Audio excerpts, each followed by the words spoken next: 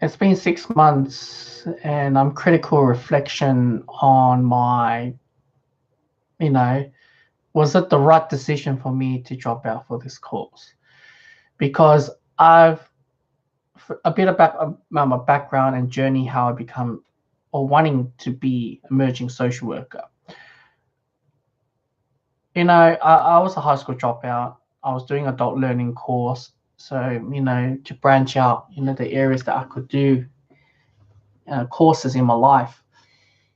And life hits me, and that's when I was suffering mental health and suicidal, and decided maybe there was a course that I could help people who has a similar like I have a life experience that I could benefit the community and give back to the community, regardless what's your gender or race you are. I was willing to be that person to hold your hand and to work away through.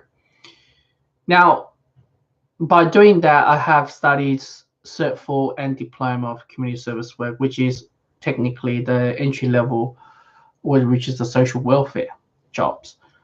And I was 28. No, I'm 28. The time I was like 27. I was like, well, I'm not. I'm gonna get really old if I'm gonna. I don't think I'm gonna handle university because of my age. So at the age of 27, which is 2017, I've decided to get into social work.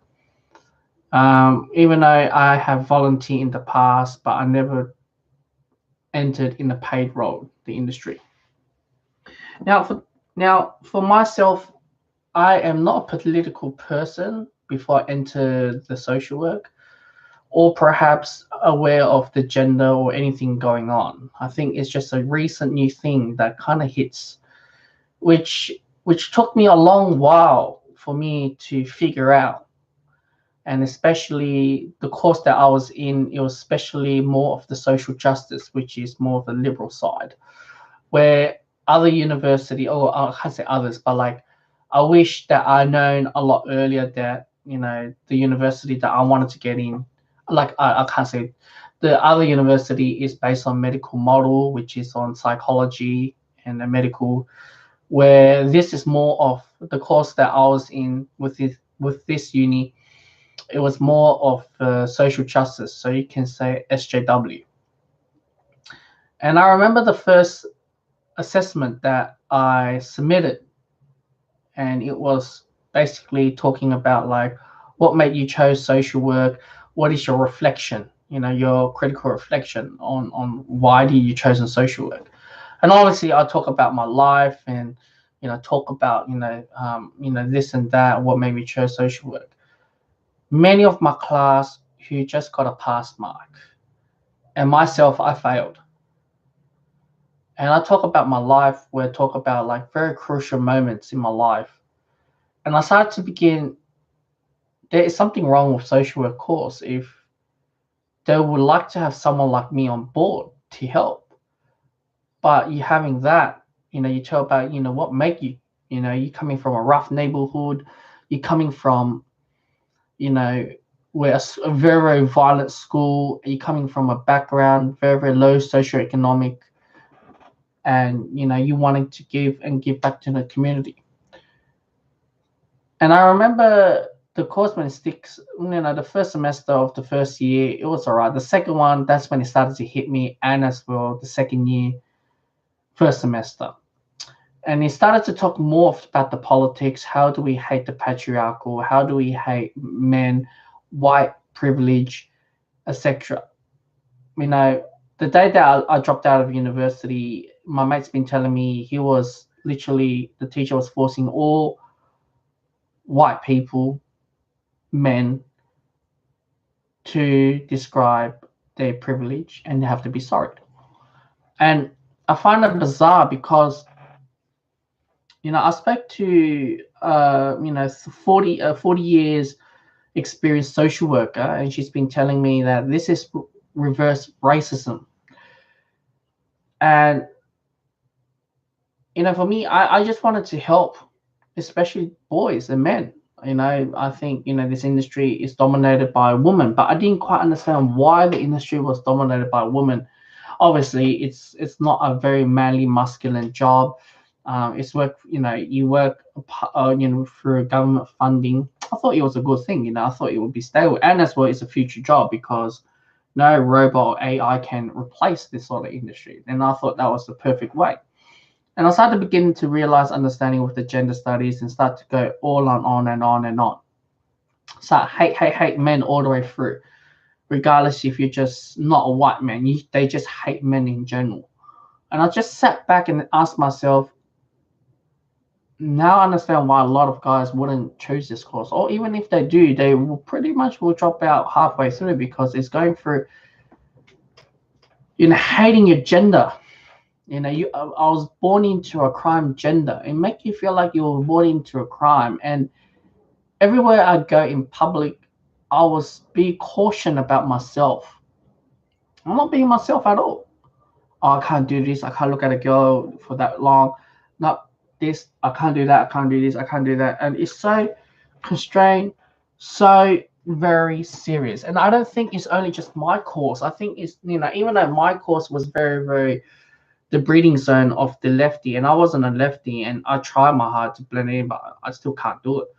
But you know, even the teachers saying like, everyone chooses social work doesn't always have the same, you know, values or views or political or whatever they are. So they will join in different organization X, Y, and Z. But the more I study, the more I understand. Like, it gave me the flashback memories and the volunteer that I did. And yesterday really struck me on making this video. There's no concrete ideas on helping people. Because essentially is the feminists and as well my industry, SJWs, or perhaps you call it the political, we just want government to spend more money in new areas as much as we wanted. And solving the problem wasn't the key. Because if you solve all the problem, there's no jobs. So this is where, they keep saying, oh, we hate capitalists, we hate neoliberalism within our course. Blame men all the way through. Blame the government. Privatize our industry. And now it's based on KPI stats. And you just pretty much have to, fake it till you make it. It's just one of the industry. And are you seriously there, truly brutal, honestly helping? Because when you go through the course, the main thing that they want you to bang on is the feminist theory and the human development and Michel Foucault. And they just want you to bang on like the most. And I started to begin to jigsaw puzzle decoding. Are you seriously helping the people that are wanted? Because essentially, as a male, not a soy, you guys will classify me as a soy boy or not. I cannot work in the industry where a lot of government has flooded the money in. For example, domestic violence and family services. Most of them are they're the industry as so secure.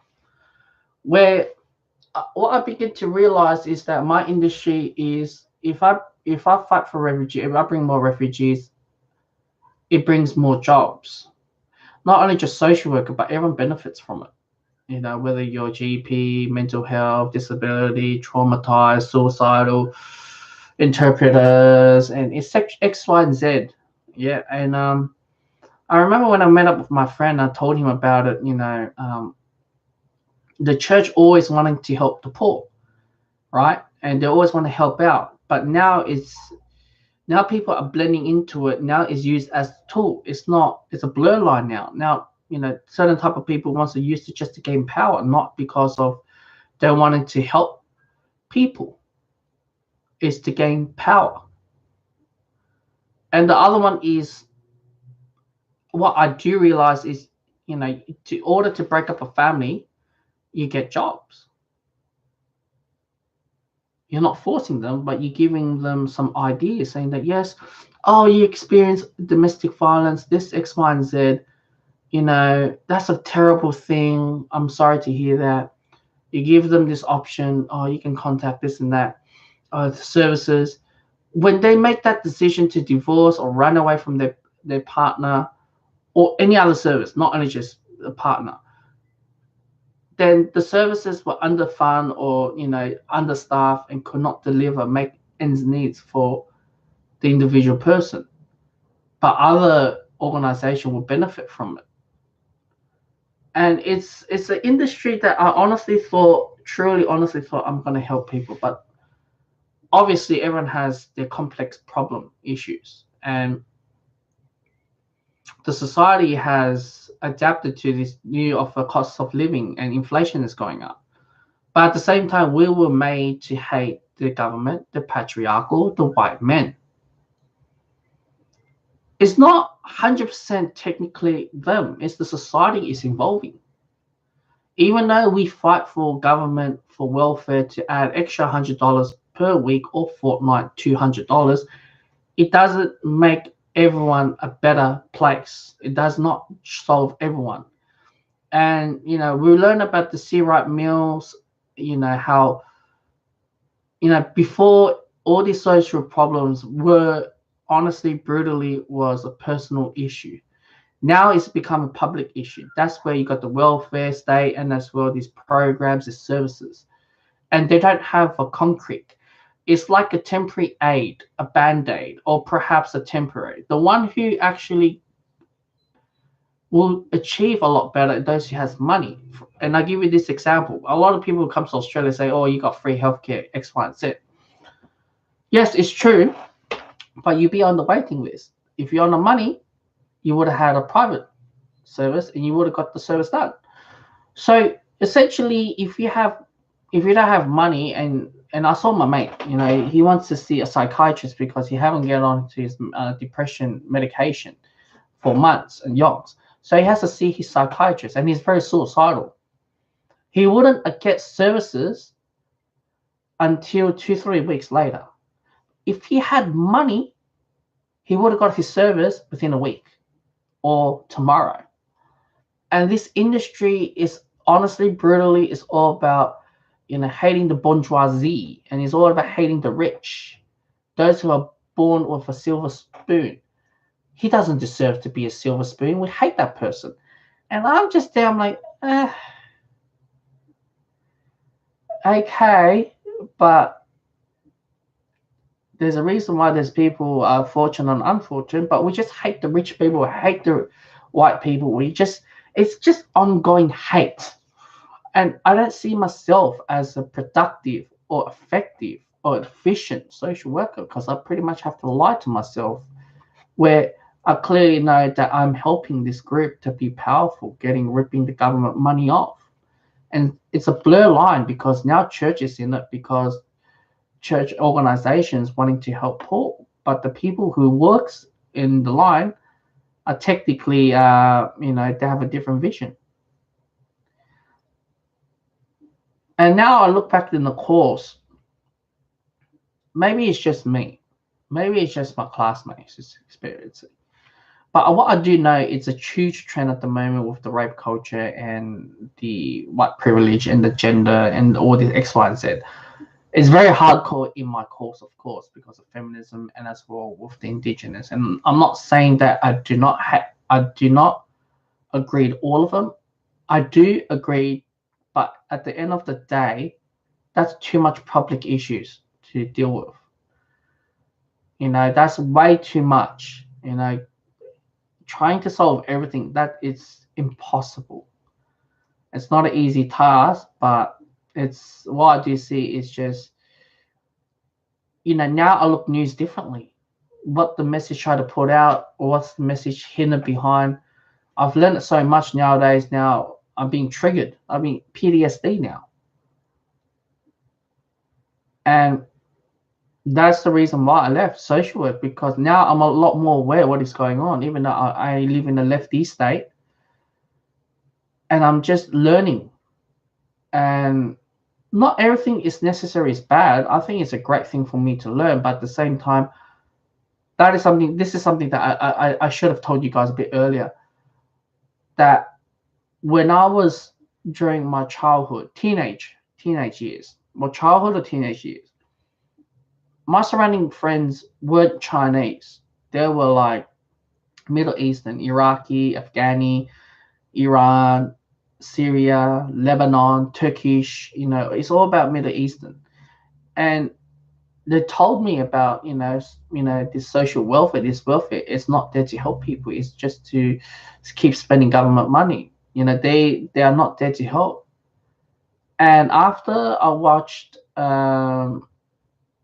Lawrence Southern Borderless, one of his snipping video, that NGO make refugees or asylum seekers to play and act accordingly to achieve high successful rate to get into the country, to lie themselves that the Christian, their most popular favorite day is Christmas Day, X, Y, and Z, and how they lied through their teeth to get into a country and where taxpayers are forced to be paid. And that is not right. And I know there's a box of apples. I know there's going to be spoiled apples in a box of apples, but God knows how you measure. Last couple of years ago, I think it's Oxfam was doing some sexual favors for their clients if they're going to receive medication, and that's NGOs. Technically, they are making money. And I'm not saying all of them are bad, but I think those who are trying to be good or trying to be bad, it's hard to meet the KPIs, meet the targets. Therefore, they have to do dodgy just to keep the company survive. And what I do learn in the course, the way how organization use abuse of power, not helping the people, it clearly states how dangerous. You can't tell who's playing the right thing, who's playing the wrong thing. But what I do know, the fact that this industry is surrounded by lefty and as well feminists. As me, as neutral, leaning a bit towards to the right, they can smell me, they can get rid of me. Because I do not follow their dialogue, their script. So that's the video. 6 months. I'm going through this traumatized PTSD. I'm trying to be recovery, this process. Try to be like a normal citizen. Like, you shouldn't be worried all this stuff, but unfortunately, it's a trend to believe in all this stuff.